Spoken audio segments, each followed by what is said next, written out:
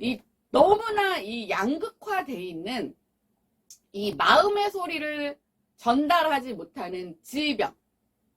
새로운 질병? 뭐 코로나가 이전에 없었다가 코로나라는 바이러스가 신종 바이러스인 것처럼 제가 봤을 때는 이게 굉장히 신종 심리 질환이다. 양극화된 내 마음의 소리를 전달하지 못하는 어떤 장애, 전달 장애라고 생각을 합니다. 과거에도 사실은 심리적인 어떤 질환으로 이어지는 부분들은 사실 가장 극단적인 게 장애입니다. 뭐 벙어리 3년, 뭐 귀멍어리 3년, 뭐 장님 3년 해갖고 하여튼 참고 살아라 이거잖아요. 너 하나만 참으면 집안이 조용한데.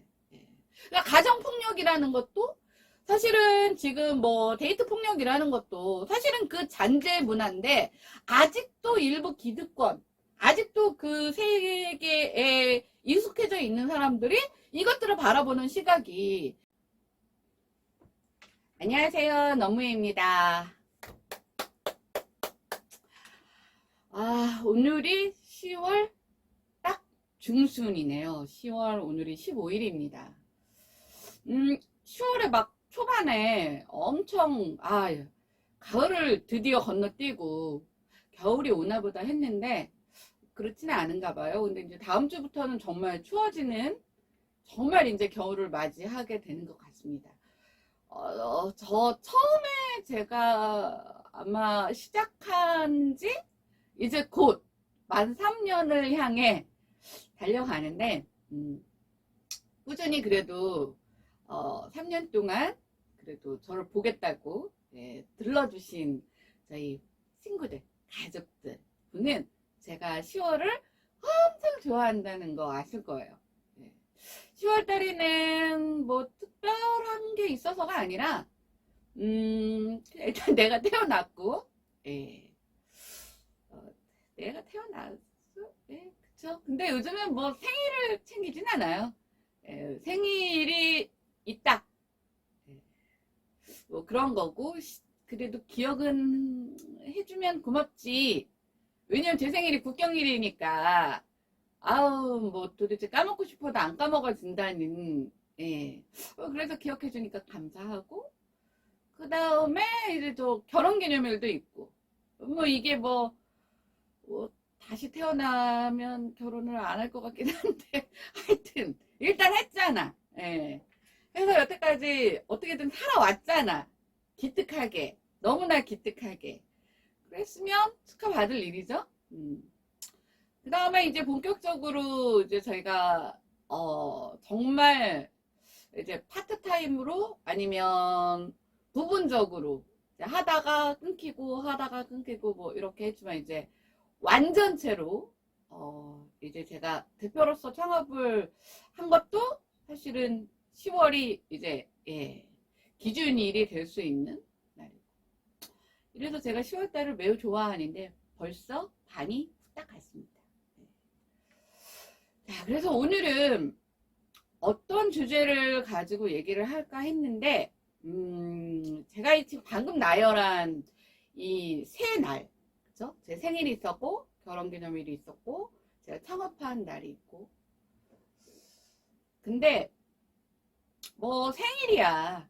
제가 나 이날 태어날 거야.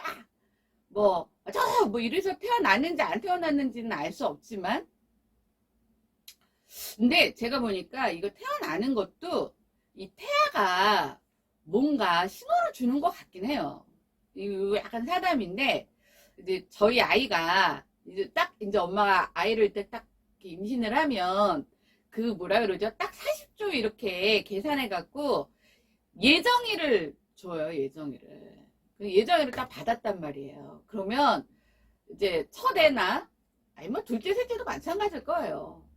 근데 이제 딱 예정일 날 맞춰서 태어나기가 사실 쉽지 않아요. 그거는 이제 계산법에 의해서 딱 40주 이렇게 해갖고 뭐 12월 1일이 예정일이다 이러지만 뭐 하루 전날 태어날 수도 있고, 또 뭐 양수가 먼저 터져서 일주일 먼저 태어나는 사람도 있고, 또 아이가 안 나와서 이렇게 이 촉진제를 맞고 조금 더 있다가 하루 이틀 있다가 나오는 친구들도 있고 뭐 거의 다 그렇죠. 거의 다.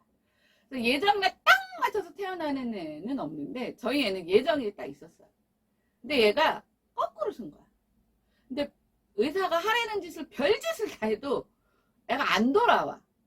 그래서 딱 제가 이제 도저히 안 될 것 같다. 그러니까 애가 이제 똑바로 서 있으니까 자연분만이 안 되잖아요. 그래서 불가피하게 그러면 이제 수술을 해서 아이를 낳아야겠다. 수술 날짜를 딱 잡았거든. 근데 수술 날짜를 딱 잡고 이제 수술하기 전에 이제 사전 검사를 받으러 갔더니 그 몇 개월 동안 똑바로 서 있던 놈이 거꾸로 원 상태로 돌아간 거예요. 그래서 수술 날짜를 취소를 했거든요. 딱 지 정한 날, 지 원래 태어나기로 예정된 날 태어났어요.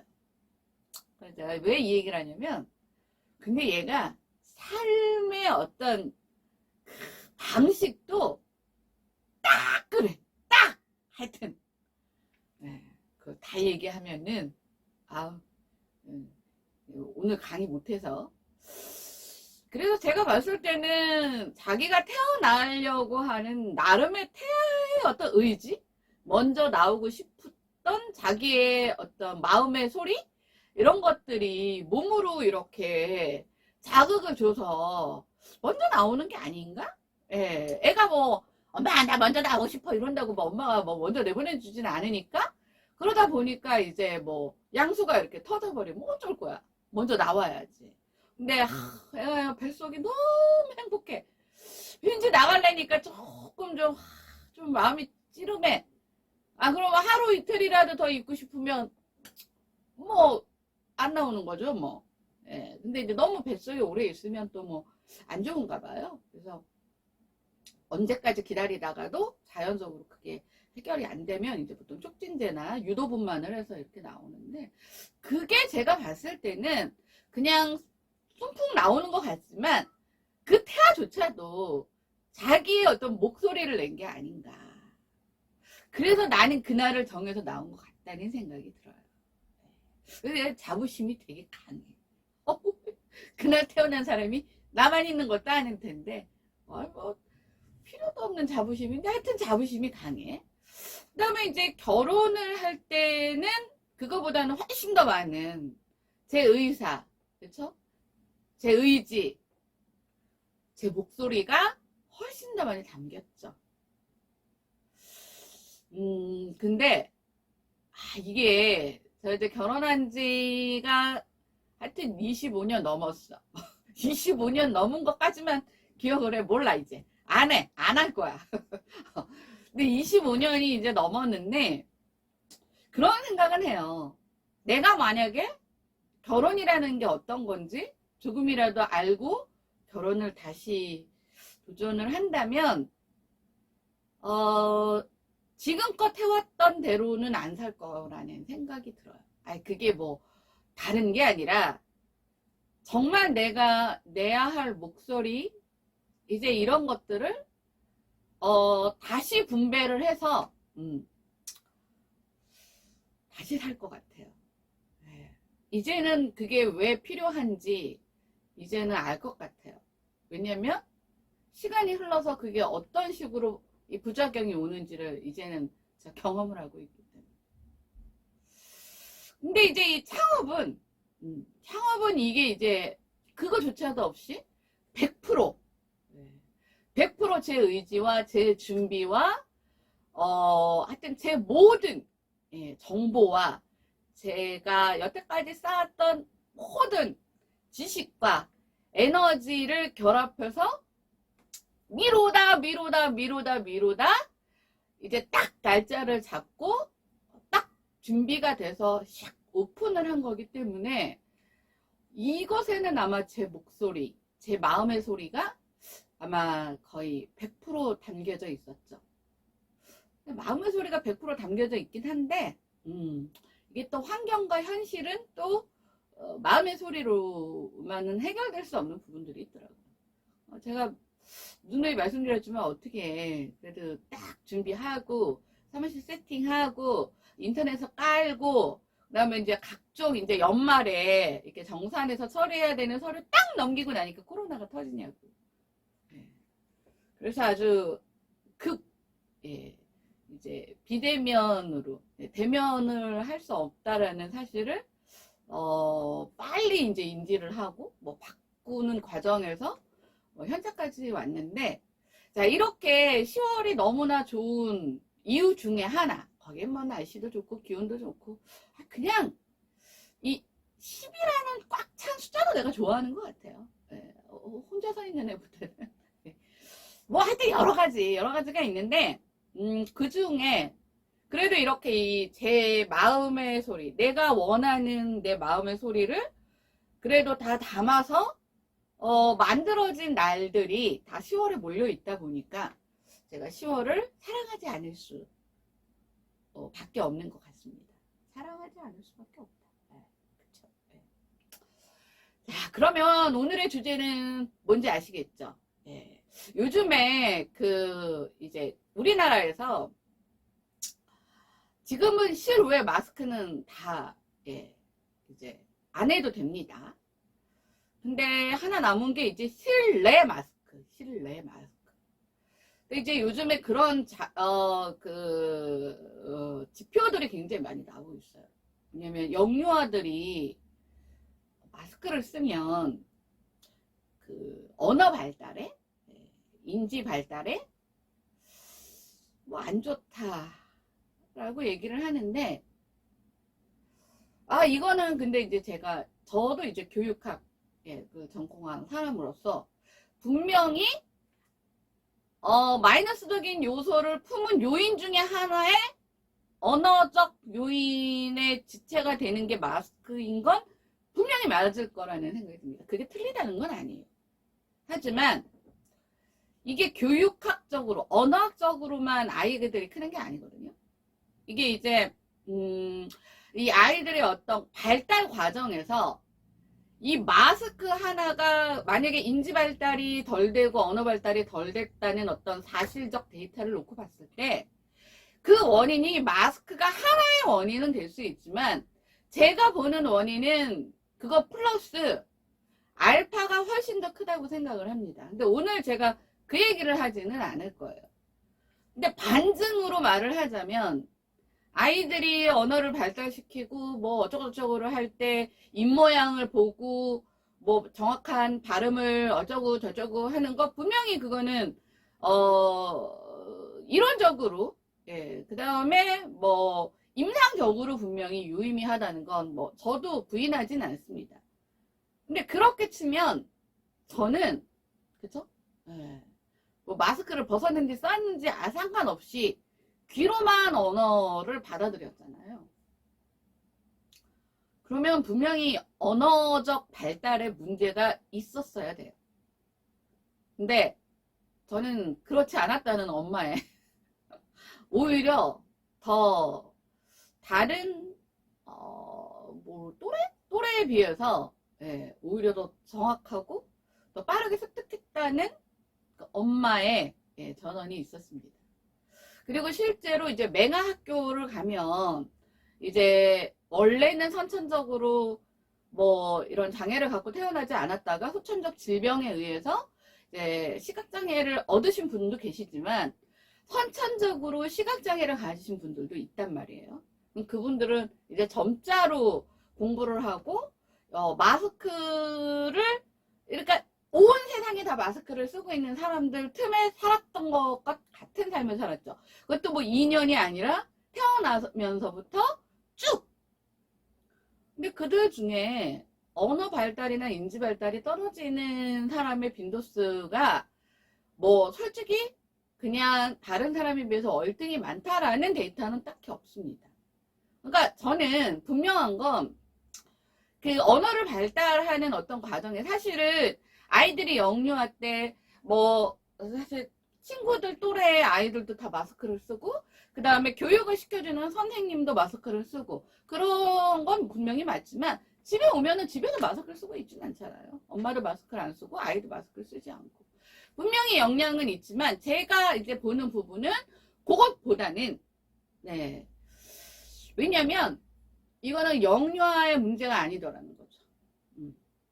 영유아의 문제가 아니라 이게 굉장히 지금 심각한, 어느 정도는 심각한, 사실은 좀 발달 과정 중에 문제를 야기시킬 수 있는 요소들이 그러면 영유아만 있는 게 아니라 초등학교, 중학교에서도 나타나고 있다라는 이 교육 현장에서의 제가 목소리들을 계속 듣고 있습니다.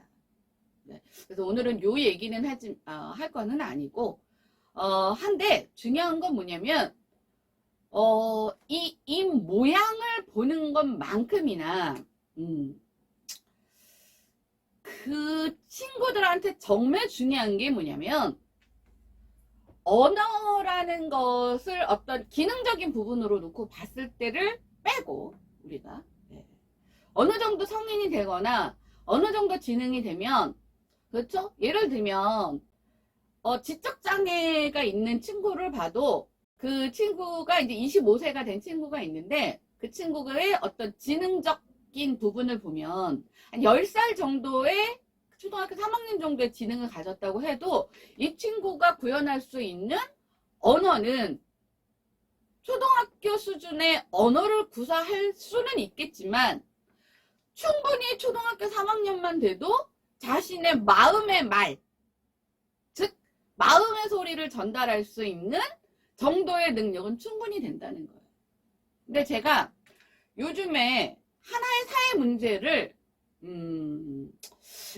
너무나 이 양극화되어 있는 이 마음의 소리를 전달하지 못하는 질병. 저는 이게 사실 심리적 질병의 어떤 새로운 질병? 뭐 코로나가 이전에 없었다가 코로나라는 바이러스가 신종 바이러스인 것처럼 제가 봤을 때는 이게 굉장히 신종 심리 질환이다 라고 생각이 드는 얘기를 오늘 하려고 합니다. 이게 뭐냐면 양극화된 내 마음의 소리를 전달하지 못하는 어떤 장애, 전달 장애라고 생각을 합니다. 과거에도 뭐 많이 있었죠. 우리가 뭐 과묵하다, 뭐 점잖다, 뭐 말수가 없다, 뭐 이런 이제 종류의 어떤 부류의 친구가 있고, 말이 많고 수다스럽고 달변가에 뭐 말이 많아서 또 뭐 촉새 뭐 이런 별명을 가진 이제 친구들도 있었는데, 제가 말씀드리는 거는 말의 수나 양을 말하는 게 아니에요. 말의 수가 적어도요, 필요한 자리에서 필요한 말을 할 수 있으면 굉장히 유능한, 사실은 자질을 가졌다고 말할 수 있는 거고요. 말의 수가 많고 뭐 수다를 잘 떨고 뭐 임기응변이 뛰어나고 뭐 촉새고 뭐 해도 정말 필요한 자리에서 필요한 말을 할 줄 모르면, 그러면 사실은 그게 꼭 좋다고만은 볼 수 없는 거예요. 그냥 그거는 그 사람의 성향이고 그 사람의 뭐 가지고 타고난 기질 정도로 끝나는 거죠. 그래서 예전에 제가 아는 친구 중에 참 제가 봐도 말을 잘해. 좋게 말하면 달변가고, 조금 나쁘게 말하면 그냥 말빨이 죽여줘. 말빨이 죽여줘. 거기다가 뭐 임기응변 이런 거 있잖아요. 순간적으로 탁 치고 빠지는 말 잘하는 거. 나는 좀 그쪽이 약하거든요. 근데 하도 기가 막혀. 그래서 누구랑 이 말싸움으로 해서 뭐 지는 법은 별로 없다고 본인은 얘기하더라고요. 근데 저도 이제 말싸움으로 해서 별로 지는 법은 없거든요. 근데 말싸움을 그렇게 많이 해본 적은 없어요. 근데 저는 주로 싸워도 이제 그 공무원들이나 이런 분들이랑 많이 싸우는데, 저는 이제 싸울 때 논리나 근거를 갖고 싸우는 거고, 그 친구는 이제 말빨로. 그래서 상대가 진짜 뒷목을 잡아서 더 이상 내가 진짜 유구무원이다, 할 말이 없다, 그래서 KO를 시키는 쪽인데, 이것을 말하는 부분이 아닙니다. 근데 정말 어이가 없었던 게 뭐냐면, 말을 굉장히 잘한다 그랬잖아요. 그리고 사람들 앞에서 말하는 것도 되게 좋아해요. 근데 막상 정말 필요한 발표나 예, 자기를 소개하거나 이럴 때는 말을 못해. 애가 어버버거리고 굉장히 스트레스도 많이 받고, 그래서 대외적으로 말하는 직업을 남들은 되게 잘할 거라고 생각을 했는데 내가 보니까 그쪽은 취약해. 그래서 그리고 본인도 그 부분을 알아요. 지금 제가 말씀드리는 이 내 마음의 소리를 전달하는 능력은 말이 수가 많다, 적다, 아니면 말을 잘 못한다, 아니면 말을 잘 기가 막히게 잘하는 달변가다와는 전혀 다른 얘기라는 걸 전제로 하고 시작을 하겠습니다.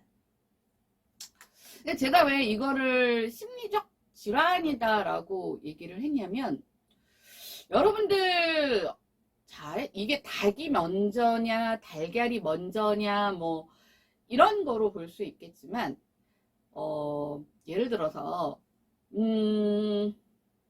우리가 왜 예를 들어서 뭐라 그러죠? 우리 그 의학에서 그 유전적 뭐라 그러죠?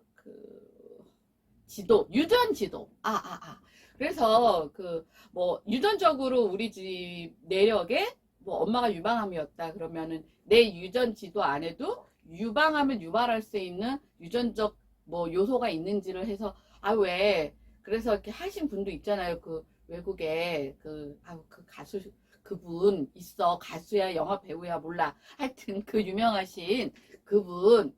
자, 그런 것처럼 그러니까 내가 기본적으로 희귀병이나 아무런 진짜 다른 요소가 없는데 어떤 유전적 질환으로 인해서 발생되는 질병 이런 거 빼고, 예, 그런 의학적 질병 빼고 그냥 모든 것들이 다 정상이고 모든 것들이 건강한 상태라는 것을 전제로 했을 때, 여러분들 이 심리적인 정서적인 즉 스트레스로 인해서 신체화로 나타나는 케이스가 더 많을 것 같다고 생각을 하시는지, 그렇죠? 그러니까 마음의 병이 몸의 증상으로 나타나는 케이스가 더 많을 거라고 생각을 하시는 건지, 아니면 거꾸로 내가 몸이 아파서 내가 몸이 너무 아파서 그게 어떤 몸이 아픈 걸로 인해서 심리적인 어떤 질환으로 가는 케이스가 더 많을 건지, 어느 쪽이 더 많다고 생각을 하세요? 근데 이걸 아무도 사실은 공식적으로 이렇게 짠 하고 내가 지금 얘기한 거 연구한 부분은 없는데, 확실한 건 뭐냐면 신체적으로 문제가 있어서 사실은 심리적인 어떤 질환으로 이어지는 부분들은 사실 가장 극단적인 게 장애입니다. 네. 아니면 우리가 굉장히 무섭다고 하는 암이라는 것도 둘 중에 하나예요. 그러니까 암이 걸려서 내가 굉장한 노력과 투지로 암을 예를 들면 극복하는 과정 안에는 우울감도 있고 불안감도 있고 여러 가지가 있겠지만, 암을 그래서 치유를 했어. 그러면 그런 부분들이 자연스럽게 같이 동반돼서 해소가 되는 경우가 되겠죠. 근데 예를 들면 그 암을 내가 열심히 극복을 하려고 했지만 극복이 안 됐으면 어떻게 되는 거예요? 그냥 사망을 하는 거잖아요. 네. 그러니까 이런 것처럼 사실 신체화의 어떤 문제로 인해서 마음의 질병으로 가는 케이스는 가장 극단적인 게 이게 장애입니다.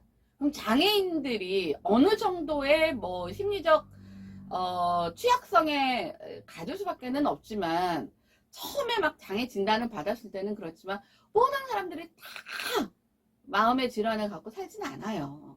그쵸? 네.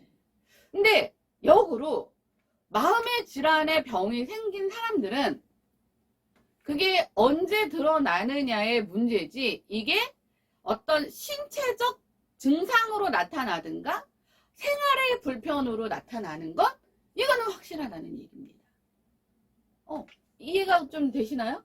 예를 들면 우리가 극단적인 스트레스를 많이 받으면 예전에 뭐 이런, 뭐였죠? 그 병, 이런, 저는 이제 사실은 극단적인 스트레스를 받으면 제일 빨리 나타나는 어렸을 때부터의 증세가 뭐였냐면 급체를 잘했어요. 네, 급체.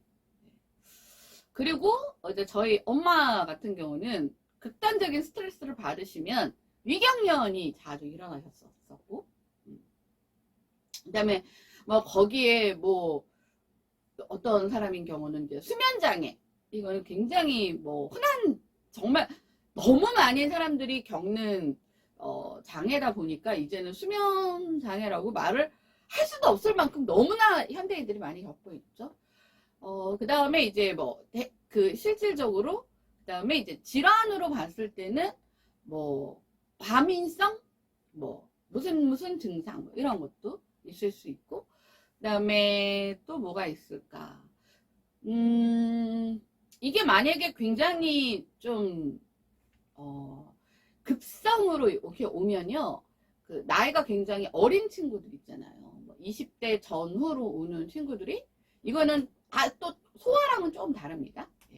20대, 30대 정도밖에 안 되는 사람들이 뭐 예를 들면은 그 암 같은 게 빨리 오는, 원래는 보통 이제 암 하면, 근데 뭐 20대, 30대 초반이 뭐 식습관이나 뭐 운동, 성인의 어떤 생활 습관이 뭐 얼마나 이렇게 정착이 됐다고 보겠어요. 근데 이제 극단적인 스트레스에 의해서 이렇게 발병이 되는 급성 질환인 경우 굉장히 많고, 그다음에 이제 생활 속에서는 가장 이제 무서운 게 이제 우리가 뭐라 그러죠?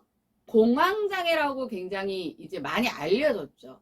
그게 이제 공황장애라는 게 제가 정확히는 잘 모르지만 정말 죽을 수 있는 어떤 뭐 산소 포화도니 맥박이니 혈압이니 뭐 심장 박동수니 이런 걸 갖고 있지 않은데, 이제 본인은 어떤 과호흡이나 뭐 이런 것들로 인해서 정말 자기는 이러다가 죽을 것 같은, 그게 이제 공황장애라고 하잖아요. 네. 그다음에 이제 뭐 우울증, 조울증, 그다음에 뭐 이런 것들로 인해서 뭐 대인기피증, 강박증, 편집증, 그러니까 이런 것들. 또 이제 요번에 그 17일인가? 오늘이 15일인데 그 17일인가 이제 김근식이라고 그 사람이 조두순에 가려서, 많은 사람들이 이게 조두순만큼은 알지 못했지만 이제 그 사람이 보니까 몇 년 아니었는지는 정확히 기억이 안 나는데 11명의 소아나 청소년 아이들을 성폭행하고 했던 사람 성범죄자인데 이번에 이제 출소를 하는 모양이에요. 근데 이제 거주지가 정해져 있지를 않나 봐요. 그 조두순이라는 사람은 뭐가 됐던 뭐 부인도 있고, 그러니까 이제 그 부인이 살던 그 거주지로 이제 가서 뭐 그때도 뭐 굉장히 이제 뭐 하여튼 난리였는데, 이 사람은 아예 그 거주지가 없나 봐요. 뭐 가족이 있기는 한 것 같은데 거기는 아닌 것 같고, 그래서 뭐 의정부에 있는 무슨 법무부 무슨 모르겠어요.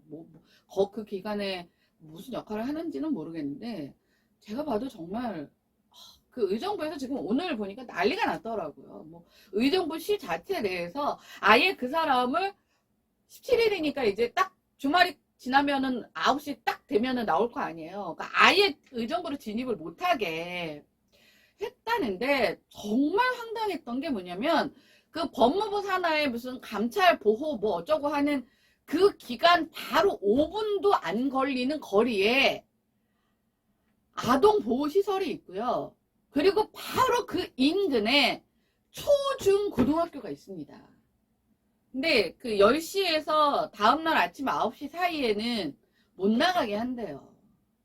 아니 뭐 못 나가게 하는데 무슨 목줄을 걸어 놓을 거 아니면 뭐 몰래 뭐 진짜 땅 파고 땅굴처럼 해서 나가면 어떻게 알 것이며, 그 다음에 밤 10시라는 시간이 영유아한테는 굉장히 이른 시간인지는 모르겠지만 중고등학교 학생들은요 학원 갔다가 아니면 야자하고 끝나고 집에 가는 시간일 수도 있는 시간이에요.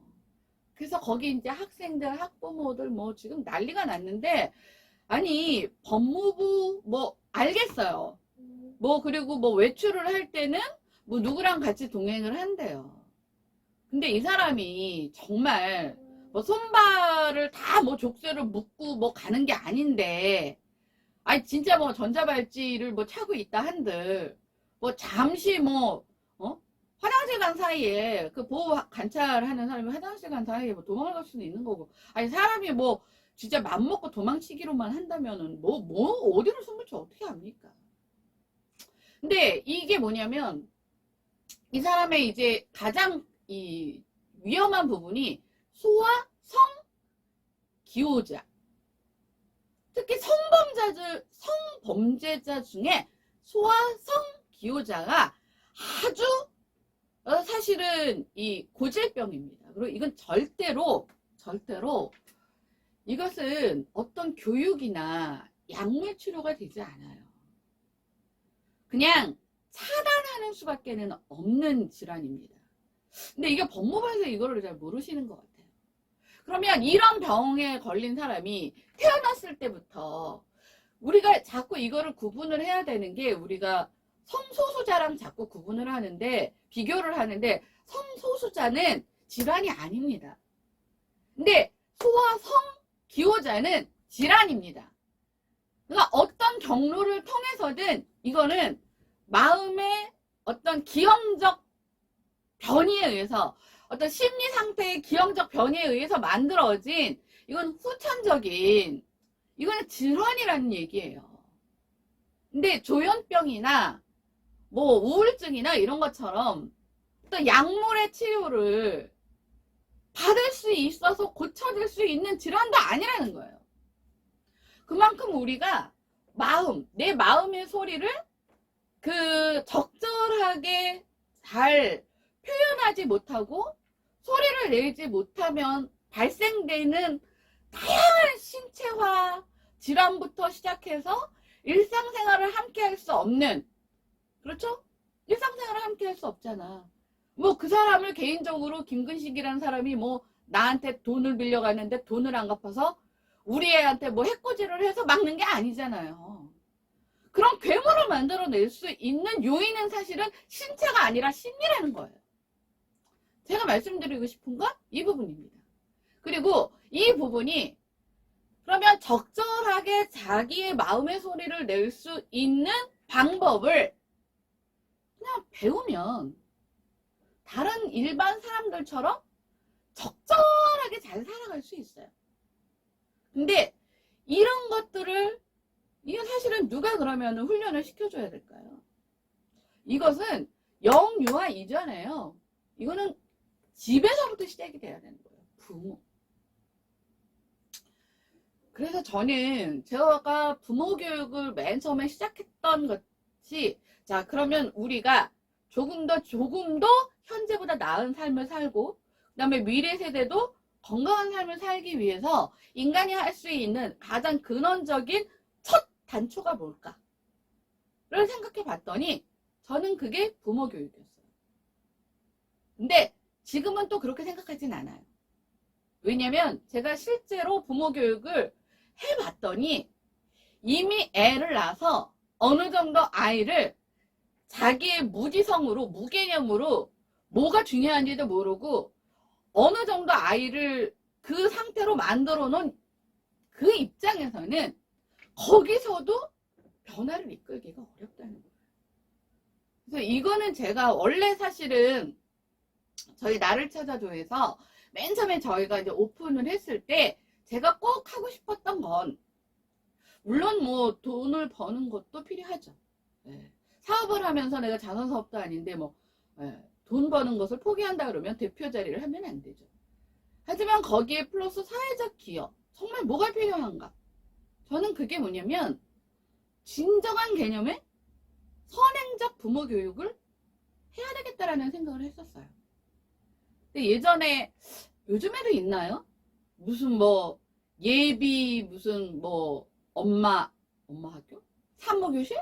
네, 산모교실이 있는 것 같은데 산모교실은 그런 역할을 하는 것 같진 않아요.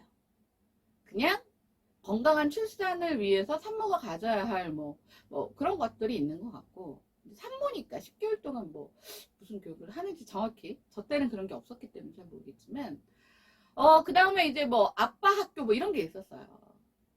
아빠 학교 근데 요즘에도 존재하는지는 잘 모르겠습니다만, 자, 이미 아빠가 됐잖아. 아빠 학교잖아. 그렇죠? 그러면 거기서 아빠들이 배우는 게 아이 목욕시키는 방법부터 배우나요? 저는 저희 남편이 저희 아이 돌 때까지 목욕을 시켰거든요. 그러니까 애가 목도 못 가누고 너무 조그맣고 이러니까 제가 하다가 아이의 반응을 살피질 못하잖아요. 그러다가 잘못되면 굉장히 위험할 것 같아서 이제 그 산후도우미를 해주셨던 분한테 이제 목욕시키는 법을 남편 보고 배우라고 해서 아이가 이렇게 앉을 수 있는 돌이 됐을 때까지는 남편이 아이 목욕을 시켰어요. 학교에서 그런 걸 배우나요?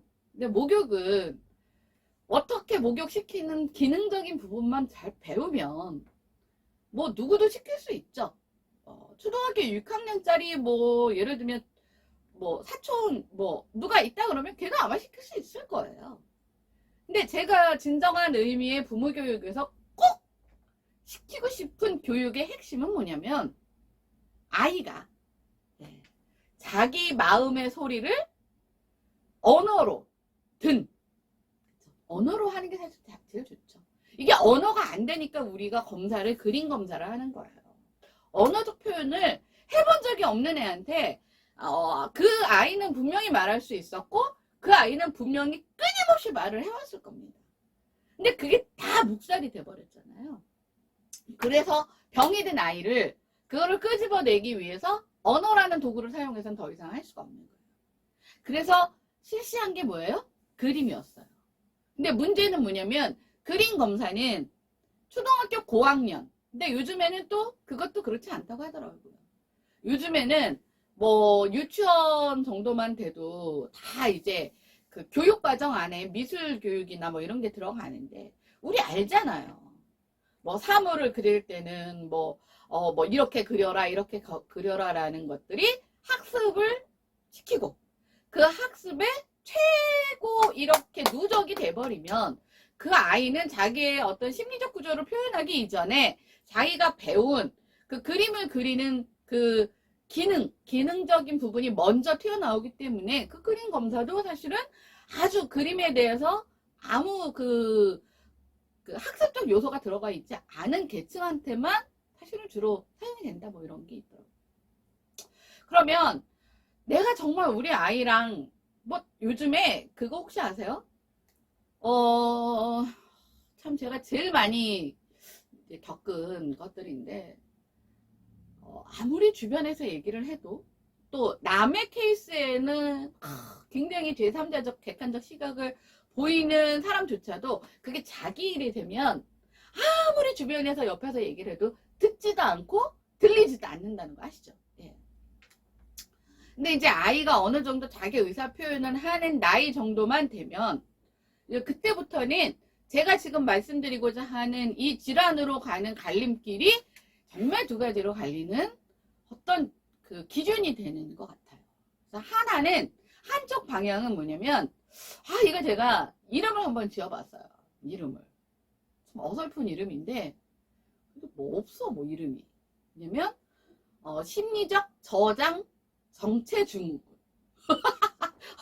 내가 말하고도 좀 웃기네. 이거는 저기 어디 그 과정에는 없습니다. 예, 이건 제가 여러분들하고 이제 소통을 하기 위해서 편하게 심리적, 그죠? 예, 심리적이야 내 마음에 저장 다 가둬놓고 그것들이 그러면 빠져나가야 될 거 아니에요. 정체가 돼 있어. 그러니까 계속 속에 담아둔다는 거죠. 근데 이거를 이게 이제 질환으로 갈 수 있는 질병이기 때문에 제가 어떤 이름을 의학적으로 한번 명명을 해봤는데 심리적 저장 정체 증후군. 자 보세요. 일단 여러분들이 이거는 그 전 세계적으로 그 통용되는 정서적 질환 중에 저장 강박이라는 거 혹시 들어보셨을 거예요. 뭐 집을 이렇게 가보면 막 우리가 저 재활용 쓰레기, 뭐 분리수거하는 쓰레기, 뭐 쓰레기 같은 그런 것들을 다 이렇게 버리지 못하고 주워오고, 그리고 그 위에 그 쓰레기 더미에서 밥을 먹고 잠을 자고, 그리고 그 쓰레기를 그 자신의 어떤 그 뭐라 그러죠? 자신의 어떤 마음의 욕구나 이런 것들로 이렇게 이렇게 같이, 예, 생각하는, 예. 그러니까 그게 자기의 가족이고 자기의 애착물이고, 그래서 누가 자신의 어떤 그런 의사와 반해서 이 사람이 잠시 집을 비웠을 때 그냥 의사와 반해서예요. 의사와 반해서 다 갖다 치워버리면 내 의사와 반해서 내 의지를 꺾고 나를 무시하고 나의 어떤 존재를 굉장히 뭐라 그러죠? 버리는. 참 어렵네요. 이 심리적인 얘기를 하려니까. 이제 그런 걸로 생각하는, 그래서 이제 저장 강박이라는 질환은 있습니다. 그러니까 이 저장이라는 것이 뭐냐면, 우리도 저장식품이 있죠. 하지만 저장식품에는 항상 저장의 그 길이는 다르죠. 유통기한이라는 게 다르잖아요. 냉동식품의 저장의 유통기한이 다르고, 냉장식품의 저장의 유통기한이 다르고, 뭐 상온에 뒀을 때 다르고, 또 그 냉장도 그냥 영하 한 5도 선에서 저장하는 게 있고, 영하 30도에서 60도 사이에 저장하는 게 있고, 이렇게 다 다르듯이 저장이라는 건 또 그럴 수 있다고 치는데, 정체란 말이에요. 그러니까 저장이 됐으면 어느 정도는 저장이 되면 시간이 지나면 그게 배설이 되고, 그렇죠? 그럼 또 그 위에 새로운 저작물이 쌓이고, 이러면 사실은 조금 저장이 된다고 해도 제가 아까 말씀드린 어떤 신체화로 인한 질병으로 온다던가, 스트레스로 인한, 아니면 스트레스, 뭐 여기 스트레스 안에는 뭐 공포, 불안, 뭐 여러 가지 분노, 뭐 여러 가지가 다 포함이 되어 있는 겁니다. 근데 정체라는 표현을 썼던 건 뭐냐면 이것들이 빠지지 않는다는 거예요. 그러니까 여러분들 좀 표현이 그렇지만 이제 우리가 음식을 막 먹고 이게 이제 배변 활동이 잘 되지 않으면 뭐 어떤 증세가 나타나요. 처음에는 그냥 약간 더부룩하다가 막 배가 부글부글 끓고, 그쵸? 예, 막 가스가 막 차고 이러잖아요.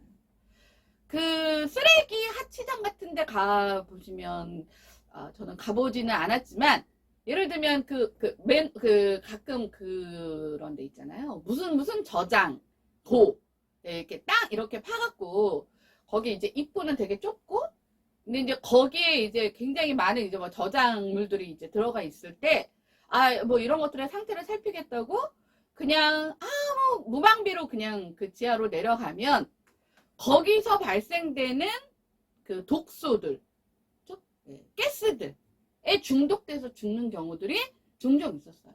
예전에. 그러니까 지금은, 그때는 그게 과학적인 근거라는 것들을 모르고 이렇게 하면은 저장이 좋을 거다라고 생각해서 그렇게 했는데, 그렇게 저장이 배설이라는, 환기라는 어떤 그런 조치나 이런 최적화된 것들을 만들어 놓지 않고 저장을 시키면 저장은 되겠죠. 저장은 되는데 거기서 발생되는 그 가스에 대한 부분들은 사람들이 인지하지 못했던 거예요. 그게 눈에 보이는 게 아니다 보니까 그 안에 들어가서 작업을 하다가 그냥 질식사에서 죽는 경우들이 굉장히 많았어요.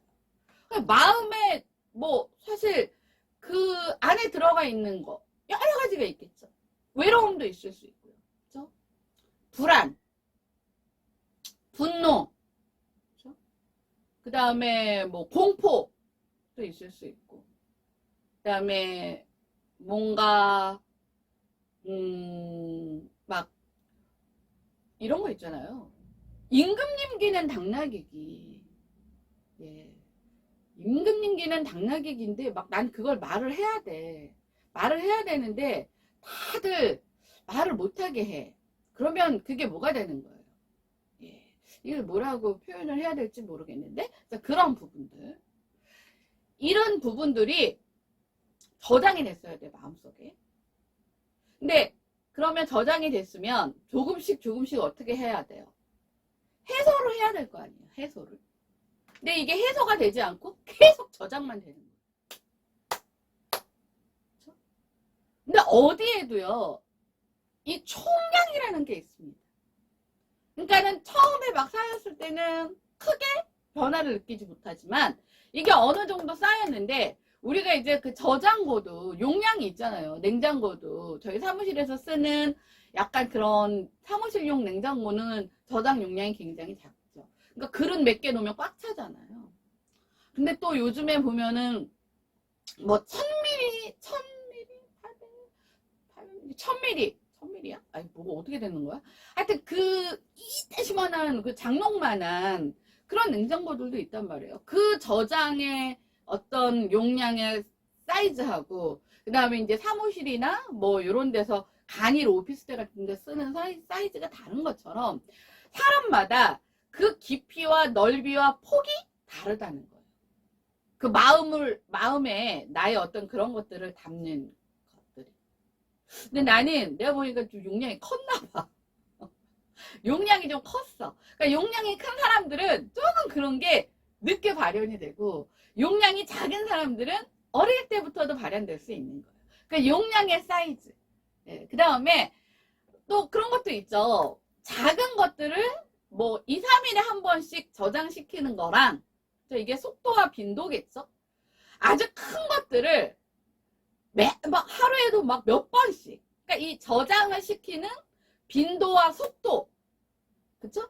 이거에 따라서도 달라질 수 있는 거예요.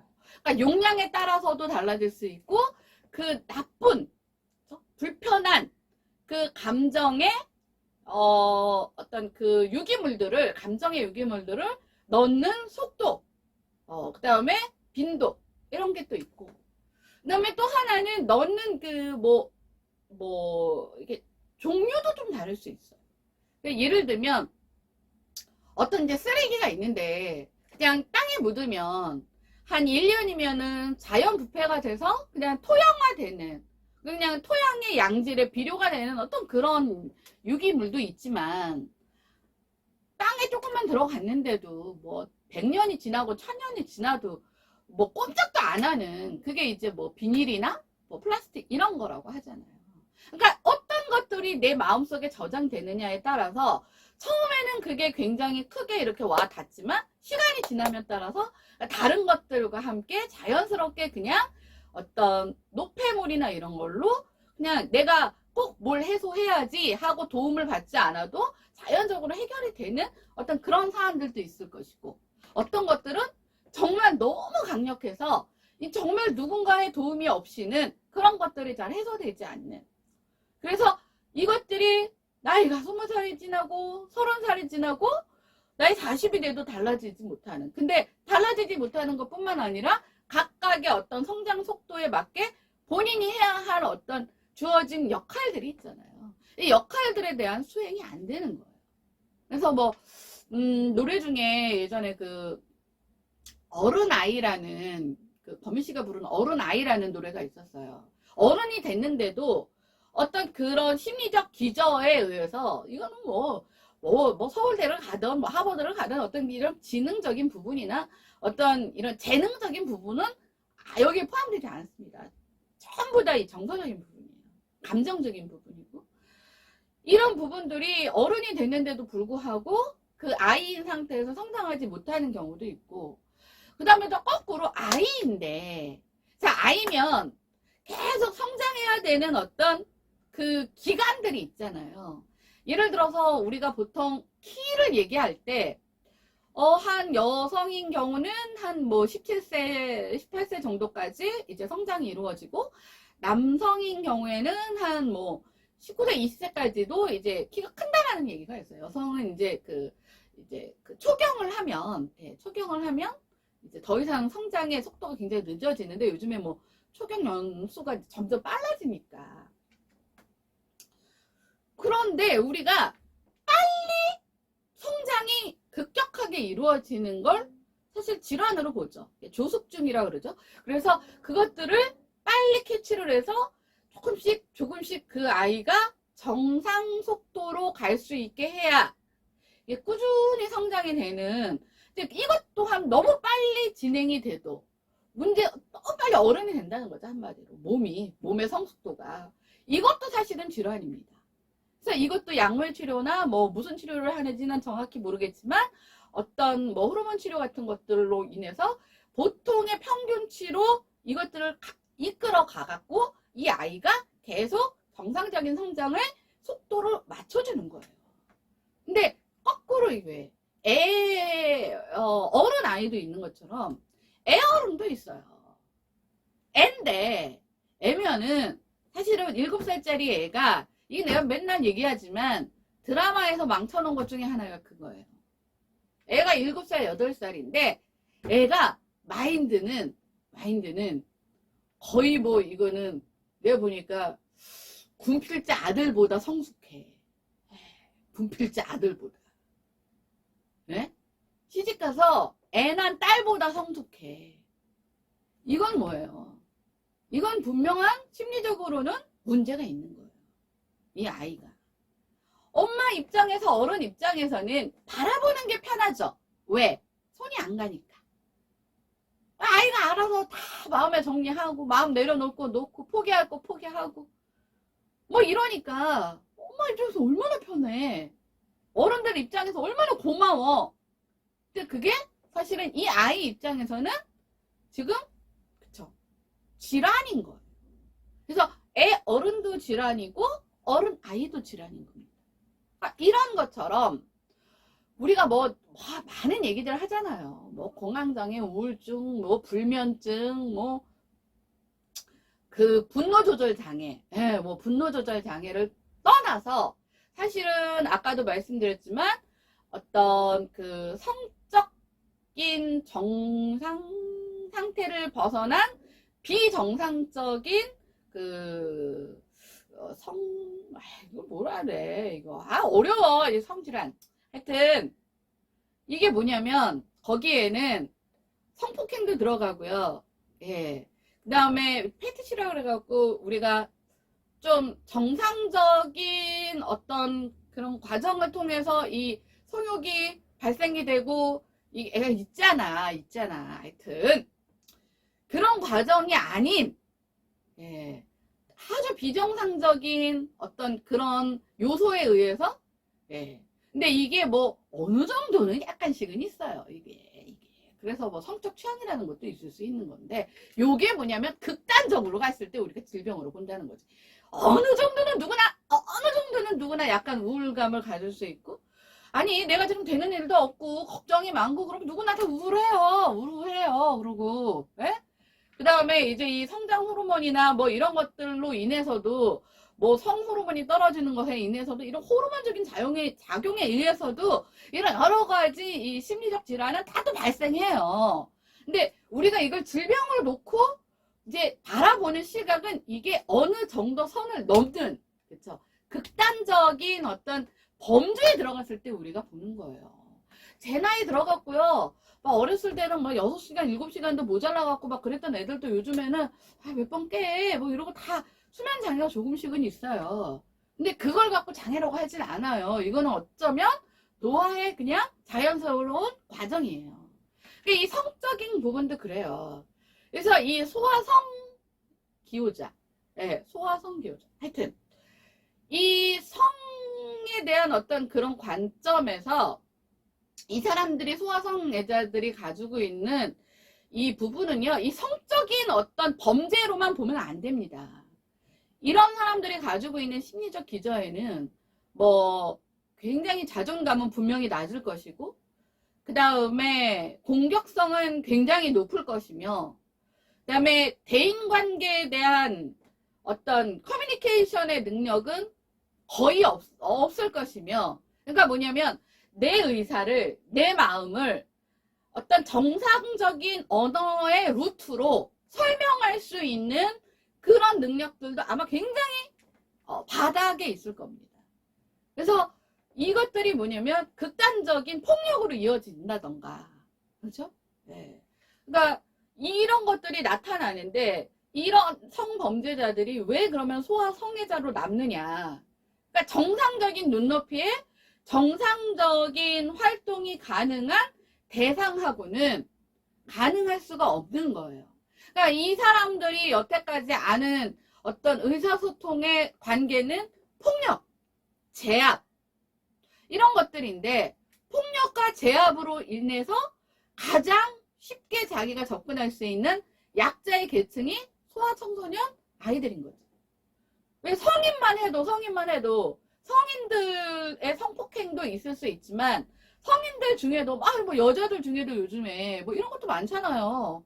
뭐 유도 뭐 몇 단자일 수도 있는 거고, 그 다음에 어떤 성폭행을 당하지 않은 예방교육을 철저하게 받아서 그런 상황에 노출되지 않게 여러 가지 각종 자기만의 어떤 예방 수칙을 갖고 있는 뭐 여자들일 경우도 있는 것이고, 그러니까 아무래도 성인의 여자보다는 폭력을 쓰더라도 소아 청소년 같은 아이들이 훨씬 더 이 사람들한테는 그렇죠, 쉽게 접근할 수 있는 폭력 대상자인 거예요.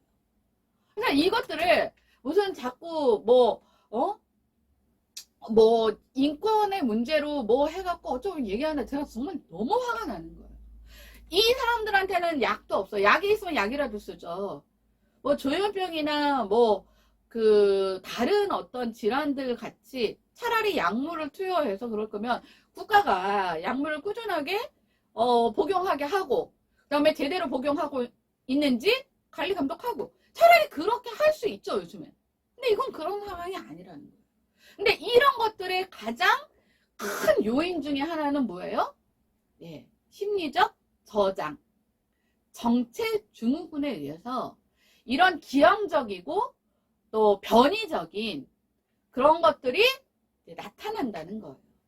어떤 사람한테는 그걸 자기 몸이 인지를 해서 자기 몸의 통증과 그 신체화 증상으로 나타나는 사람이 있고, 그것들을 상대, 그러니까 타인에게 그것들을 전가하는 어떤 사람이 있고의 차이가 있지만, 이 심리적 저장 정체 증후군은 굉장히 사실은 통증, 고통, 피해, 상처, 이런 것들을 수반할 수밖에 없는 질환입니다. 어렵죠. 이게 또 있는 거 설명하는 것도 어려워 죽겠는데 없는 걸 설명하려니까 되게 어려워요. 자, 그 다음에 그 반대. 그러니까 뭐예요? 이렇게 되지 않기 위해서 아이를 낳기 전에 무엇을 해야 되는지를 교육을 받아야 돼. 근데 교육을 안 받고 덜컥 임신부터 해서 또 뭐 애는 이쁘다고 하고 뭐 책임을 진다고 해서 애를 덜컥 낳아놓고는 아이한테 계속 인간이 되는 게 아니라 괴물이 되거나 병이 들어가는 계속 그 바이러스를 주입을 하면 얘들 뭐 어떻게 버티겠어요.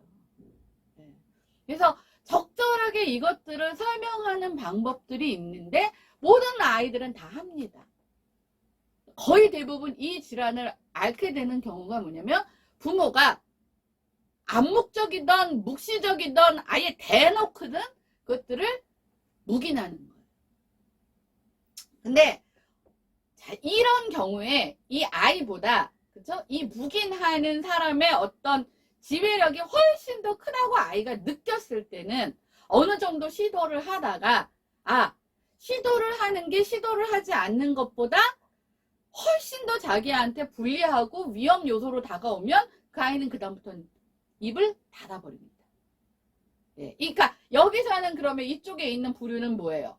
부모가 굉장히 더 강압적이고 권위적이고 억압적이고, 아이 입장에서는 자기가 무언가를 도전하는 거에 있어서 시도를 몇 번 해보다가 넘사벽에 달하는 어떤 순간적인 판단이 들면 그때부터는 아예 이제 모든 걸 차단하고 모든 어떤 그런 불편한 요소들을 다 마음에 저장을 시키고, 그렇죠? 근데 이제 스스로 누군가를 만나서 뭐 예를 들면 아버지, 엄마가 있을 때 아버지, 엄마 둘 중에 하나는 그런 존재면 하나는 그것들을 좀 해소시켜주는 존재가 되면 좋은데, 만약에 그렇지도 않고 그 다음에 이제 사회나 이런 데서 나와서 그 사회의 어떤 존재들이 그것들을 조금씩 알려줘서 이 사람들이 시도할 수 있게 한다던가 아니면 그것들을 다른 방향으로 이렇게 전환해서 할 수 있는 걸 배워본 적이 없는 거라면 이 사람은 그런 극단적인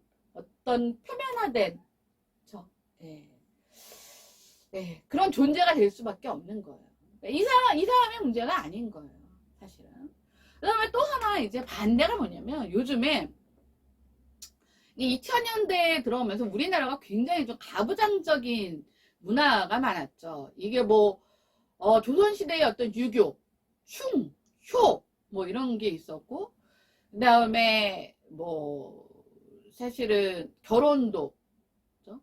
가문을 위해, 우리 집안을 위해 뭐 이런 거 있잖아요.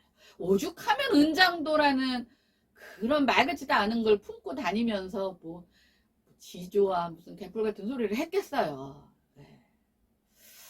이제 그러다가 이제 봤을 때는 제가 이제 뭐 이걸 역사적으로 여기서 다 풀 수 있는 문화는 아니지만 이제 일본이 이제 식민지를 하면서 그 일본의 문화는 조직 집단 문화더라고요. 조직적 집단 문화. 그러니까 개인보다는 조직과 집단이 더 우선되는 그 매뉴얼이 더 우선되는.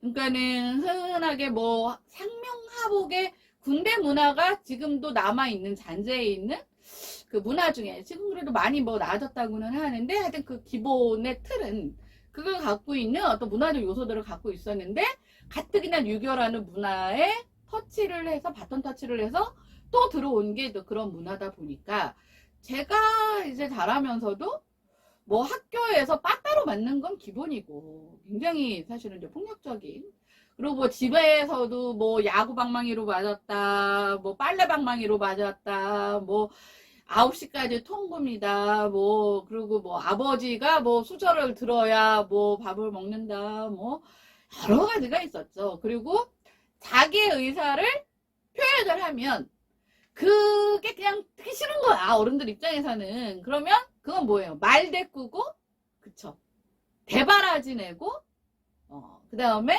버르장머리 없는 애고 못 배운 애고 그렇게 치부를 하다 보니까 아이들의 의사는 사실은 굉장히 미성숙하고 그러니까 아무리 불합리하고 어째도 입을 닫아야 되는 거기에 이제 남아선호 사상이라는 것들까지 같이 곁들여져 있다 보니까 사실은 성추행이나 뭐 이런 성적인 어떤 위압을 당해도 남성 중심의 사회에서는 야 그냥 너만 입 다물고 있으면 뭐 이렇게 갖고 그다음에 집안에서도 뭐 여성들이 이렇게 많이 받았던 게 뭐 여자 일생이라는 그 노래도 뭐 가사 들어보면 뭐 그런 거잖아요.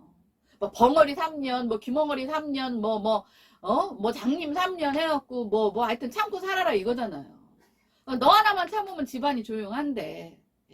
그러니까 가정폭력이라는 것도 사실은 지금 뭐 데이트 폭력이라는 것도 사실은 그 잔재 문화인데 아직도 일부 기득권, 아직도 그 세계에 익숙해져 있는 사람들이 이것들을 바라보는 시각이 어떤 여론이나 민의에 의해서 바꾸는 척은 하지만 아직 공감은 못하고 있다라고 나는 보는 거예요. 스토킹도 마찬가지고. 근데 또 이것들이 이제 어느 정도의 이제 그래서 막 여성들이 이제 목소리를 내고 이제 사회가 변화를 하고 그다음에 교육이 이제 우리나라는 사실은 굉장히 교육적인 부분에서는 문맹자가 없대잖아요. 문맹자가 없을 정도로 교육적 환경이 질적으로 높아지고 이러다 보니까 아 이제는 내 소리를 내야 된다. 참는 게 미덕이 아니다. 예전에는 참는 게 미덕이었어요.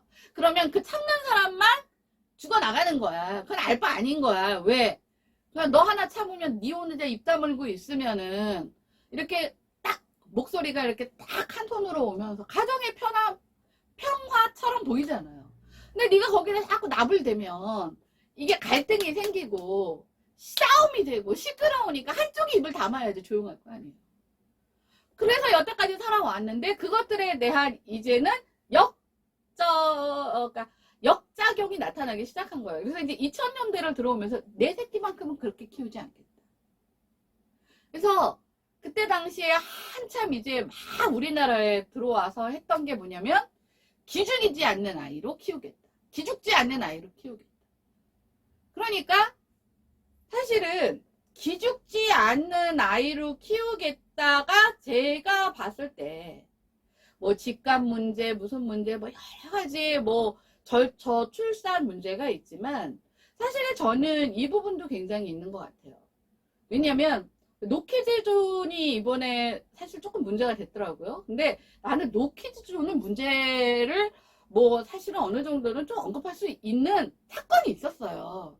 아니 근데 무슨 어떤 캠핑장에서는 노 40대 연인 커플 뭐 존 이런 것도 있대는데 아니 뭐 여기다가 주민등록증 달고 갈 것도 아니고 40대 연인이 왜 안 된다는 거야 그거. 근데 이제 이 노키즈존이 생긴 이유가 뭐냐면 어렸을 때는 이제 사실은 너무나 또 지나치게 엄격한 그쵸? 엄격한 어떤 뭐 교육이나 훈육이 들어갔다고 했죠. 그러니까 체벌도 사랑의 매라는 어떤 포장을 갖고 그냥 만연하게 이루어졌었던 건데 지금은 그게 다 바뀌었잖아요. 근데 이제 그게 정도와 절차와 과정과 단계를 거쳐서 이렇게 왔어야 되는데 그것들은 그러니까 이제는 그렇게 하면 안 돼. 라는 뭐 그 샤워실의 바보 같은 작용들이 일어난 거예요. 그러니까 아이들한테 이제는 아이들이 이제 아기 때 0에서 12세까지는 온전한 수용 기간이라고 하지만 이제 12세를 넘어서 18세가 되면 아이들이 이제 자아가 생긴단 말이에요. 근데 자아가 생기는 건 좋은데 아이들이 자아라는 것들이 생기면서 거기에 플러스 얘네들이 아직 어떤 행동 지침이나 이런 것들에 대한 교육이나 훈련을 받지 않았기 때문에 본인이 본인 위험에 노출될 수 있는 거예요. 그러니까 막 뜨거운 곳에도 손 그냥 막 집어넣고 그렇죠? 그러니까 생명의 위태함이 안전이 보장될 수 없는 상황이 되기 때문에 그때는 사실은 보호와 훈련이 들어가야 되는데 어떤 식당에서 그게 아마 뭐 설렁탕 뭐 이런 것처럼 우리 왜 뚝배기에 막 부글부글 끓는 뭐 이런 거였던 것 같아요. 근데 이제 지금하고는 다르게 예전에는 굉장히 막 이렇게 막 쟁반이라고 그러나요? 뭐 여기에 막 몇 개씩 들고 막 정신 없을 때 막 그렇게 가는데 거기서 이제 아이들이 작잖아요, 키가. 그래서 이제 부딪혀서 아이한테 화상을 입었어요. 근데 저는 거기서 정말 화가 났어요. 근데 제가 알기로는 그 책임을 그 종업원이 거기다 줬어요. 아이의 책임은 없습니다. 아이는 그게 정상이에요. 근데 저는 누구한테는 책임을 물었어야 되냐? 부모한테는 저는 책임을 물었어야 되는 거예요. 아이들은요, 원래 그게 정상입니다. 아무데나 뛰어다니는 게 정상이에요. 근데 거기에 위험 요소가 있고 다른 사람들이 있고 그래서 내 아이의 안전에 문제가 있다고 생각하면 부모도 그것들을 책임져야 될 요소가 있는 거예요. 근데 부모의 책임은 묻지 않았어요. 뭐 아이한테 당연히 책임을 묻지 않고. 근데 사실 그 종업원 입장에서 바라보면 업주 입장에서 바라보면 제가 뭐 업주 편을 드는 건 아니지만 억울할 수 있는 거죠. 이곳은 뜨거운 음식물이 왔다 갔다 하는 장소예요. 무슨 뭐 고급 비싼 레스토랑인 뭐 노키즈존은 당연하고 서민들이 먹는 뜨거운 설렁탕 집은 뭐 안 되고 이런 차원이 아니라고요. 위험한 곳이에요. 굉장히 다닥다닥 붙어 있고 그리고 점심 뭐 저녁 이런 식사 시간에는 사람들이 굉장히 이게 만석이 돼 있잖아요. 그리고 그 간 거리도 굉장히 짧고 그러니까 거리도 좁고 그리고 아이들은 어디로 동선이 이동할지 어른들도 예측이 안 되는데 쟁반을 들고 있어요. 쟁반을 들고 있는 상태에서 밑에를 쳐다볼 수 없어요. 그럼 부딪히면 손에 들고 있는 쟁반의 음식물이 쏟아질 확률이 굉장히 높은데 그게 쏟아지면 어디로 쏟아지겠어요? 자기보다 그 어른보다 키가 작은 아이의 방향으로 쏟아질 거 아니에요. 그럼 부모도 자기 아이의 안전을 위해서 뭔가를 조치를 취했어야죠. 근데 내 아이는 터치도 하지 말고 건드리지도 말고 싫은 소리도 하지 말고 제가 굉장히 잘 가던 식당이 있었는데 제가 그 다음부터는 그 식당을 안 갑니다. 노키즈존을 떠나서 제가 뭘 봤냐면 아이가 있는데 아이가 계속 보니까 한 3, 4살 정도 된 아이 같아요. 근데 저는 아이를 데리고 식당을 갔을 때 그 아이 가방 안에 뭐 별게 다 들어가 있었어요. 장난감부터 아이 간식 뭐. 밥을 먹는 동안은 어릴 때야 이제 품에 안고 먹었지만 아이가 막 좀 돌아다니거나 뭐 이렇게 행동을 할 수 있는, 즉 그 공공장소에서 민폐를 끼칠 수 있는 상황마다는 그쵸, 사탕을 준 거죠. 시간을 버는 거죠. 그러다가 먼저 먹은 사람이 있으면 답답해하니까 잠깐 데리고 나가서 좀 상대가 편하게 밥을 먹을 수 있게 해주고, 보통의 정서를 가진 엄마들이나 아빠들은 다 그런 행동을 합니다. 근데 보니까 애가 젤리를 뭐 달라고 하는 것 같아요. 근데 이 엄마는 젤리는 하루에 2개 이상은 안 준다고. 예를 들면 자기만의 그런 루틴이 있었던 거예요. 근데 제가 딱 음식을 시키는데 그 음식이 빨리 먹고 나갈 수 있는 음식이 아니었어요. 이렇게 끓여서 먹는 음식이었어요. 근데 정말 그 음식을 먹는데 아이가 악을 쓰고 우는 거예요. 근데 아이가 말을 할 줄 알아요. 젤리 달라고. 근데 엄마가 하루에 2개 이상은 안 돼. 딱 한마디 하고 자기 밥만 먹어. 아버지는 알바도 아니에요. 아버지는 뭐 관심도 없어요. 제가 정말 밥을 먹는 내내 그 아이의 그 울음소리 플러스, 네, 이건 단순한 울음소리가 아니에요. 애기들이 우는 울음소리는 그래도 참을 수 있어요. 왜냐면 그 아이들의 울음소리는, 애기 있잖아요. 애기 말을 못하는 애기들의 울음소리는 거기에는 뭐가 들어가 있냐면 그 아이들의 어떤 그 울음의 그 볼륨이랑 주파수가 어느 정도는 예측 가능하게 이렇게 울어요. 네. 뭐 진짜 뭐 주사를 맞는다거나 이런 공포가 아닌 이상. 근데 얘는 3, 4살 정도 되는 아이니까 말도 할 줄 알고 악도 쓸 줄 알고 막 그 방바닥도 막 치면서 먹는데 엄마는 끔찍다. 그러니까 이게 뭐냐면 어떤 상황에서 어떤 소리를 내야 되고 어떤 상황에서는 그 소리를 자제시켜야 되는데 언어를 자제시킬 수가 없잖아요. 3살짜리 아이를.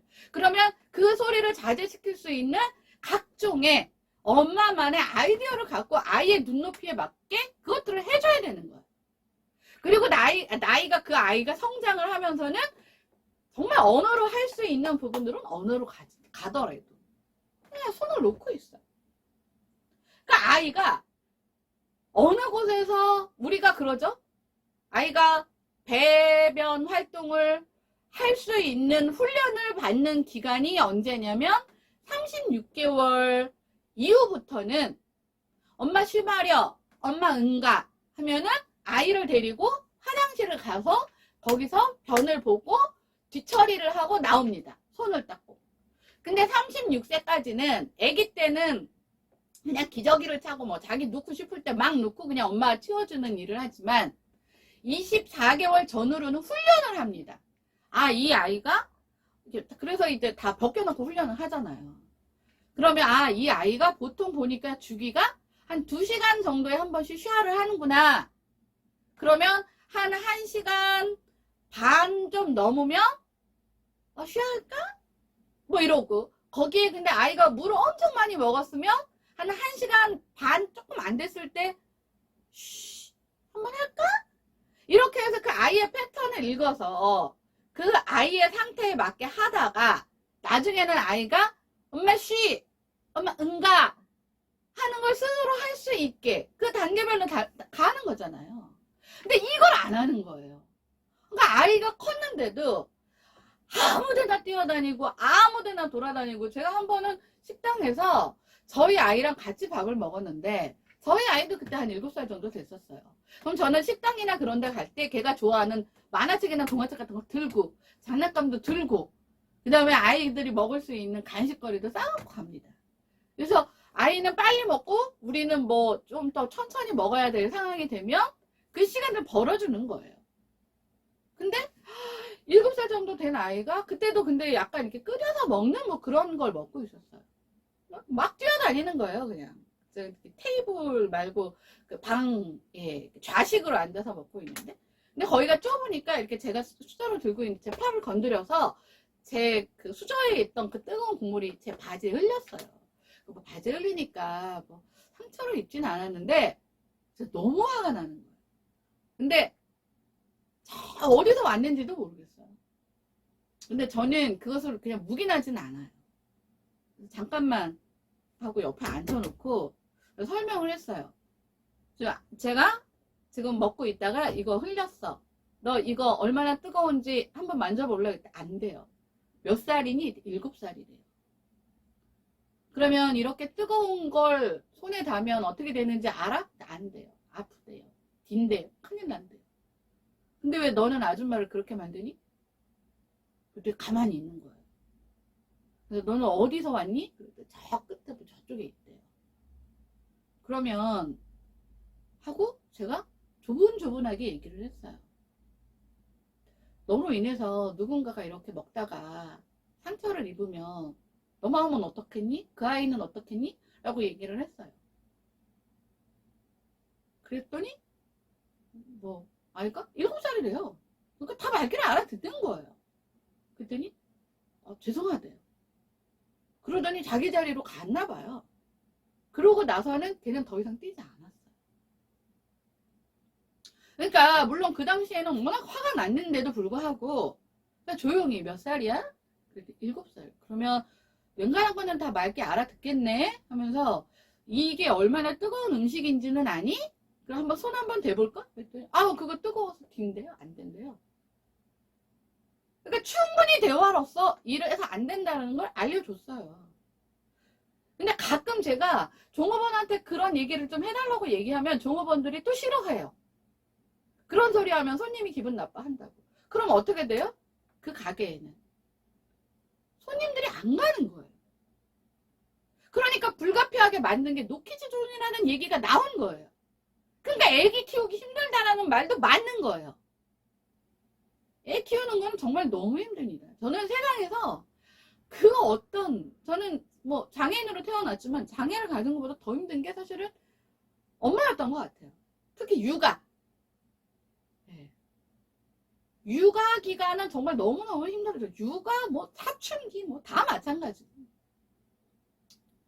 그런데 이런 것들에 대한 아까도 말씀드렸던 심리적 저장 정체 증후군을 만들지 않기 위해서 아무런 터치나 교육이나 멈춤이나 이런 것들에 대한 부분이 전혀 들어가지 않다 보니까 그 반대급부로 그렇게 자기 하고 싶은 대로 이 장소가 어떤 장소인지 이 장소에서는 어떤 룰이 있고 이 룰을 내가 지키지 않으면 상대방한테 어떤 피해가 갈 수 있는 건지에 대한 질서와 이런 것들에 대한 교육이 들어가 있지 않으면 어떤 것들이 생기냐.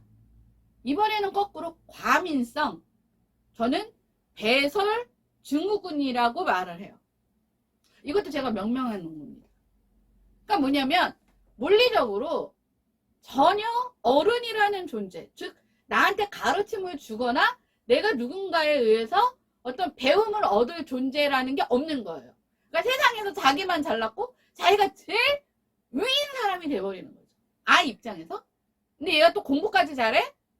그러면 다들 오냐오냐만 하는 거예요. 그러니까 오냐오냐 키우면 뭐 할아버지 상투 잡는다고 오냐오냐만 키워놨더니 사실은 어떤 조직 생활이든 사회 생활이든 어떤 관계에서는 내가 모자라서가 아니라 내가 참아야 되는 부분도 있고 내가 한 발 양보하고 뒤로 빠져서 다시 전략을 세워서 다시 도전할 수 있는 부분도 있고 설령 내가 아무리 옳다라고 하더라도 어떤 그 조직의 틀, 어떤 그 타이밍에서는 내가 그 선을 넘으면 안 되는 그런 부분들도 있는 거예요.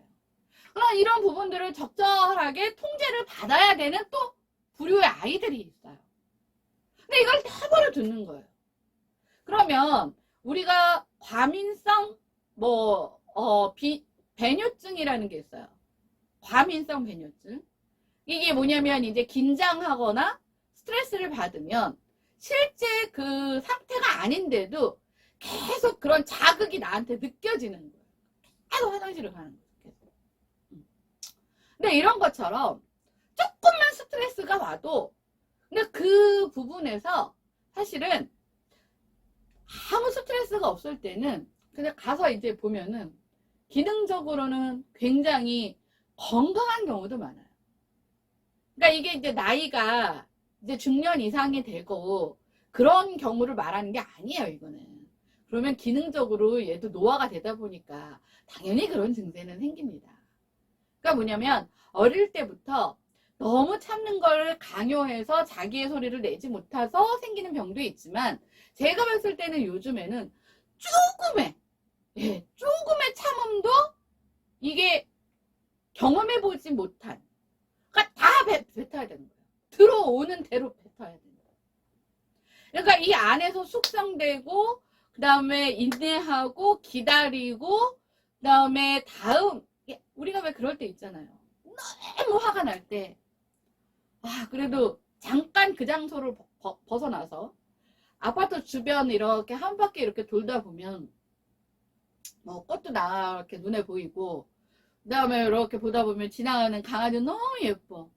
그럼 그 강아지 하는 짓 보면서 이렇게 웃기기도 하고 그럼 이렇게 한번 웃고 이러다 보면 아까의 막 진짜 그 머리 꼭대기까지 올라왔던 그 폭발하기 일부 직전의 그 감정이 어느 정도는 조금의 시간이 지나면 이렇게 컴다운 되는 경우들이 굉장히 많단 말이에요. 그런 요소들도 있는 거예요. 그런 요소도 있고 그렇지 않은 요소도 있고 막 내가 아무리 참으려고 해도 일주일이 지나고 한 달이 지날수록 더 병이 나는 이런 종류도 있고 그럼 이게 어떤 종류에 따라서는 그냥 자연적으로 넘어갈 수 있는 건 좀 넘어가고 그죠? 반드시 짚고 넘어가야 되는 것은 어떤 경로를 통해서든 이걸 짚고 넘어가야 되는 어떤 이런 분류 작업 없이 그냥 들어오는 대로 다 뱉어내는 거예요. 그럼 결국은 이 사람들 주변에는 뭐밖에 안 남는 거예요. 자기밖에 안 남는 거예요. 그리고 이런 경우들이 있어요. 처음에는 내가 그런 뱉음에 동조를 하는 세력이 있었겠죠? 그럼 그 사람들이 주변에 남아요. 근데 이게 너무 빈번하다 보니까 이제는 그 상황에서 벗어나고 싶은 거예요. 그럼 그 상황에서 벗어나서 사람들이 쫙 빠지다가 나중에 또 이 사람이 뱉는 것에 동조하는 세력이 있겠죠? 그럼 딱 붙어요. 그럼 이 사람 주변에도 사람이 존재할 수는 있어요. 근데 문제는 뭐예요? 그 존재하는 사람들이 다 정착하지 못하고 철새처럼 들어왔다 나왔다 들어왔다 나왔다 하는 거예요. 그러니까 늘 이 사람은 나중에는 결국은 어떤 걸로 돌아가냐면 혼자밖에 남지 않은 어떤 고독감, 외로움. 그래서 다시 그 원래 자신의 그러니까 이게 극과 극은 통한다고.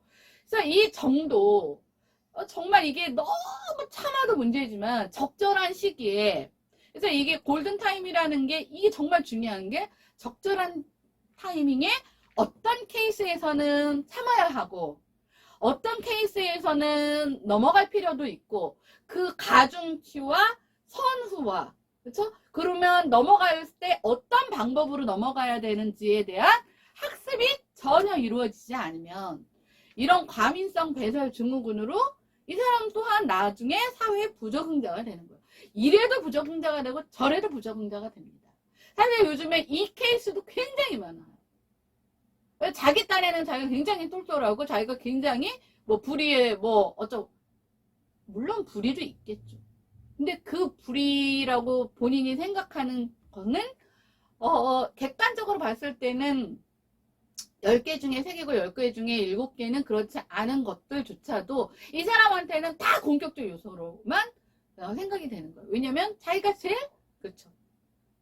기만 살아갖고 자기의 정체감을 잘 모르는 상태에서 자기의 위치를 모르는 상태에서 어떤 것도 내 뜻과 내 의사에 반하면 다 공격 요소로 해서 다 그죠? 받아내는. 그래서 과민성 배설 증후군이라는 신종 심리적 질환에 노출되어 있는 사람들이 굉장히 많다는 겁니다.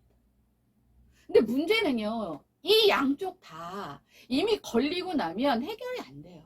제가 언젠가 얘기하겠지만 2000년대 들어와서 심리치료라는 심리검사 플러스 심리치료, 놀이치료 이런 것들에 대한 어떤 가치가 의미가 있다라는 것이 들어오면서 이건 아무거나 아니 이것은 무슨 연쇄 살인마 무슨 연쇄 성폭행자한테 못해도 무슨 뭐 심리치료 뭐 그렇게 인생이 사람의 왕함이라는 게 쉬운 게 아닙니다. 그래서 이게 약물 치료가 가능하지 않은 영역에 약물 치료가 없으니까 뭐 아무 때나 심리치료 뭐 해갖고 뭐 심리교육 뭐 이수 받아서 될 것 같으면 세상에 이렇게 혼탁하고 두렵지 않아요. 김근식 같은 사람이 나타났다고 온 의정부 시 자체 내에서 뭐 거기 주변에 학부 뭐 뿐만 아니라 뭐 그 사람이 그러면 뭐 어디 뭐 감옥에 갇힌 것도 아니고 2달이 있는데 뭐 어디 못 가겠어요?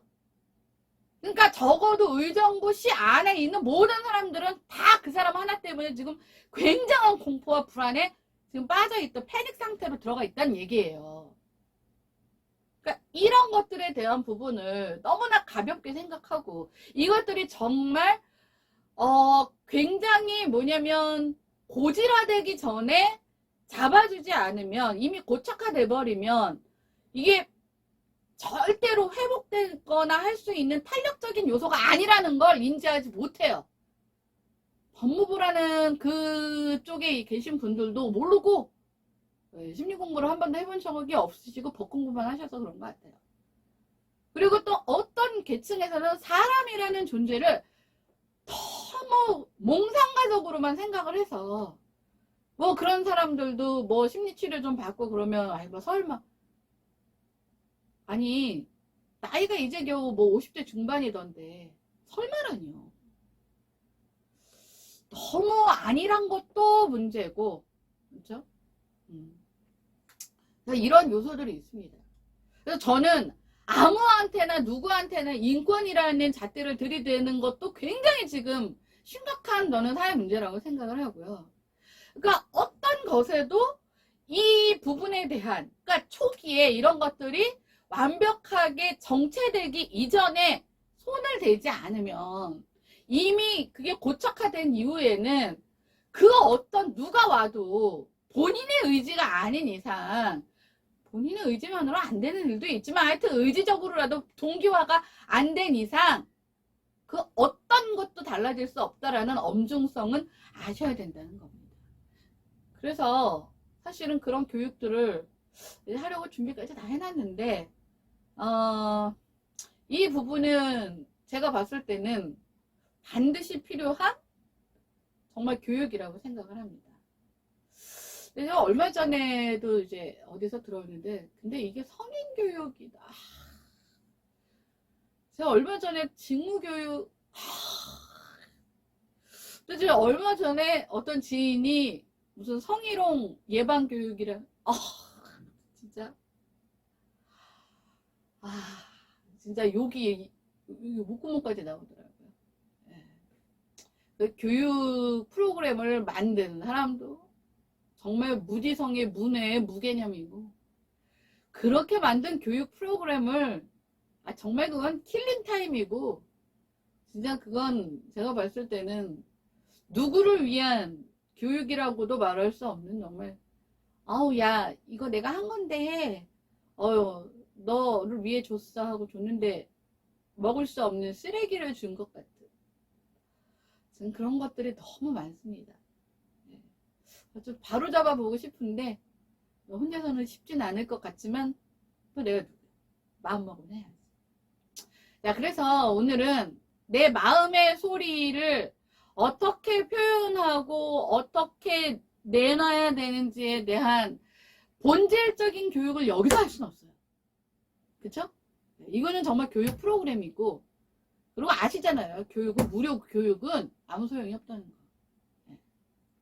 그리고 정말 이것들에 대한 각성과 간절함과 그다음에 자기 동기화가 된 분들한테는 뭐 제가 하겠지만 여기서 할 얘기는 아닌데 이것들을 간과했을 때 나타나는 이런 사회 현상들. 그래서 지금 어떤 얘기가 들리는지 아세요?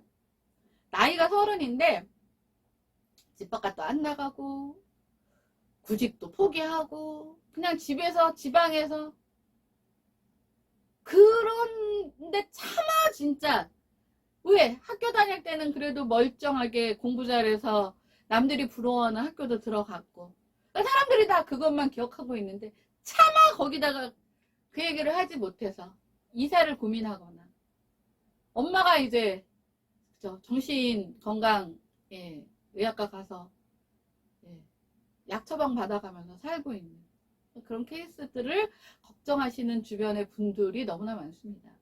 그러니까 이게 굉장히 만성적이라서 쉽지는 않지만 분명한 건 아니 강아지도 훈련을 시키면 자기가 변을 봐야 되는 곳과 보면 안 되는 곳을 구분하는데 하물며 인간이 그걸 못하겠어요?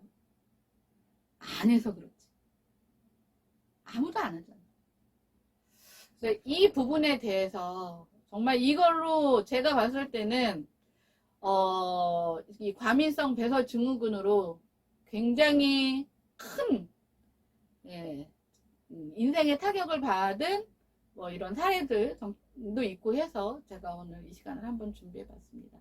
여러분들 이게 현대사회 급변하고 다양화되고 그 다음에 굉장히 이 생태계 사슬이 심리적 사슬이 굉장히 복잡한 데서는 여러분들이 상상하지 못하는 일들이 어떻게 그럴 수가 있어가 아니라 그럴 수 있는 사회로 지금 될 수밖에 없습니다. 그래서 어떤 교육, 뭐 수학 문제 푸는 것은 굉장히 열심히 하다가 딱 이 부분에 대해서는 손을 놓고 있다가 이게 완전히 현상화되면 그때 가서는 절대 주워 담을 수 없다라는 이 위기의식을 갖고 지금 여러분들은 혹시 이 양극단 중에 어느 극단으로 가고 계신지 한번 생각해보는 시간을 드리기 위해서 한번 준비해봤습니다. 이게 제 전문 부분이라서 그런가. 두 손은 없었지만 네, 충분히 다 이해는 하셨을 거라고 생각합니다. 자, 그러면 다음 시간에 뵙겠습니다. 감사합니다.